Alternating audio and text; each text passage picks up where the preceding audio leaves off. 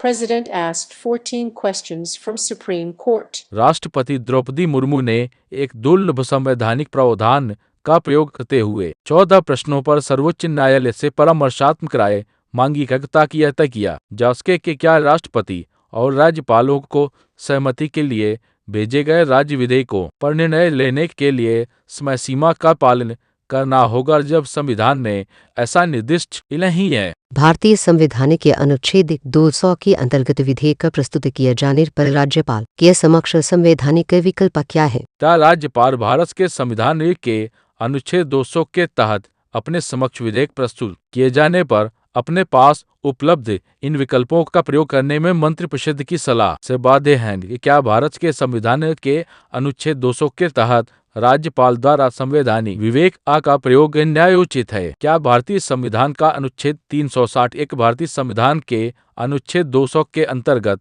राज्यपाल के कार्यों के संबंध में न्यायिक समीक्षा पर पूर्ण प्रतिबंध लगाता है? संवैधानिक रूप से निर्धारित समय सीमा तथा राज्यपाल द्वारा शक्तियों के प्रयोग के तरीके के अभाव में क्या राज्यपाल द्वारा भारत के संविधान के अनुच्छेद 200 के अंतर्गत सभी शक्तियों के प्रयोग के लिए न्यायिक आदेशों के माध्यम से समय सीमाएं लागू की जा सकती हैं तथा प्रयोग का तरीका निर्धारित किया जा सकता है? क्या भारत के संविधान के अनुच्छेद 201 के अंतर्गत राष्ट्रपति द्वारा संवैधानिक विवेक का प्रयोग न्यायोचित है? संवैधानिक रूप से निर्धारित समय सीमा और राष्ट्रपति द्वारा शक्तियों के प्रयोग के तरीके के अभाव में क्या भारत के संविधान के अनुच्छेद 201 के तहत राष्ट्रपति द्वारा विवेकाधिकार के प्रयोग के लिए न्यायिक आदेशों के माध्यम से समय सीमा लागू की जा सकती है और प्रयोग का तरीका निर्धारित किया जा सकता है? राष्ट्रपति की शक्तियों को नियंत्रित करने वाली संवैधानिक योजना के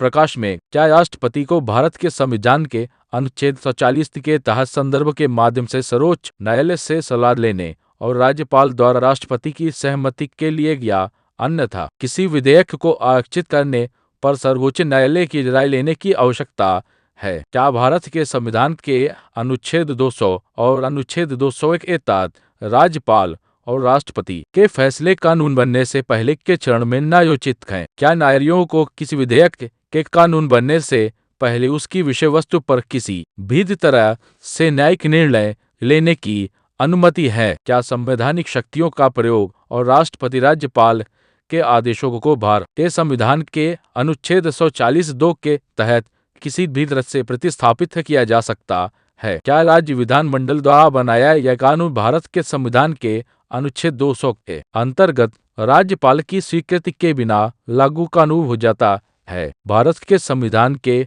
अनुच्छेद 140(5) के प्रावधान के मद्देनजर क्या इस माननीय न्यायालय की किसी भी पीठ के लिए यह अनिवार्य नहीं है कि वह पहले यह तय करे कि उसके समक्ष कार्यवाही में शामिल प्रश्न ऐसी प्रकृति का है जिसमें संविधान की व्याख्या के रूप में कानून के पर्याप्त प्रश्न शामिल हैं और इसे इन न्यूनतम 5 न्यायाधीशों की पीठ को संदर्भित किया जाए? क्या भारत के संविधान के अनुच्छेद 140(2) के तहत सर्वोच्च न्यायालय की शक्तियां प्रक्रियात्मक कानून के मामलों तक सीमित हैं? क्या भारत के संविधान का अनुच्छेद 140(2) निर्देश जारी करने आदेश पारित करने तक विस्तारित है, जो संविधान या लागू कानून के मौजूदा मूल या प्रक्रियात्मक प्रावधानों के विपरीत या असंगत हैं? क्या संविधान और भारत के संविधान के अनुच्छेद 131 के अंतर्गत मुकदमे के अलावा केंद्र सरकार और राज्य सरकारों के बीच विवादों को हल करने के लिए सर्वोच्च न्यायालय के किसी अन्य क्षेत्राधिकार पर रोक लगाता है?